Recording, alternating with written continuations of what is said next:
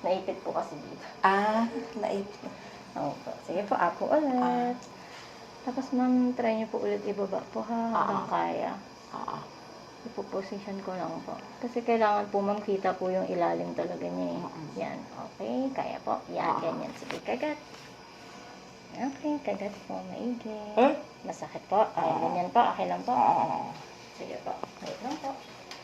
Medyo mahirap na maneuver. Bigas po kasi. Ating medyo matagal na siya. Okay.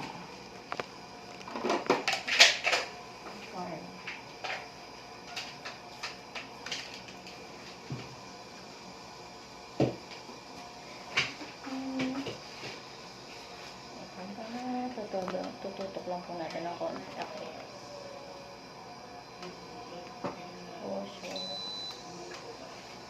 Okay, check po natin lang ha kung okay po yung kuha. Sige po Ang kakak. Okay lang po. Saan yung sakit? May ano sa baan eh? Mayroong tawag yun? Medyo umaano po sa baba niya. May tusok. Oo. Ano yun? Natapos? Ano po yun? Na x-ray? Yes po. I-check ko lang po. Oo. Okay po yung kuha natin.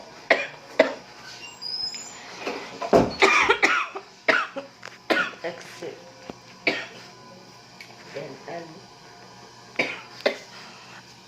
Dental X. I've gone with the dental X-ray. Nasa mid lang. Nasa mid.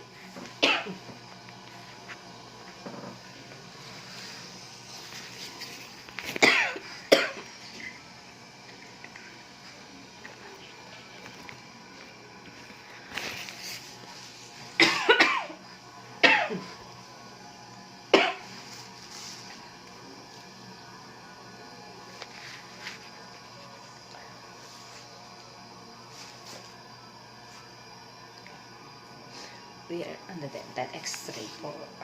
Dito po ito sa UP Dentistry.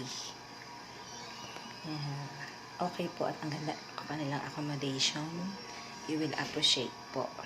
So sa mga gusto pong ma-avail ang clinic po nila, magagaling po yung mga clinician, very accommodating and very hands-on and magagaling po talaga sila. Tatak na po ng UP. Yan po. Tinitingnan po kung okay po yung x-ray ko kanina.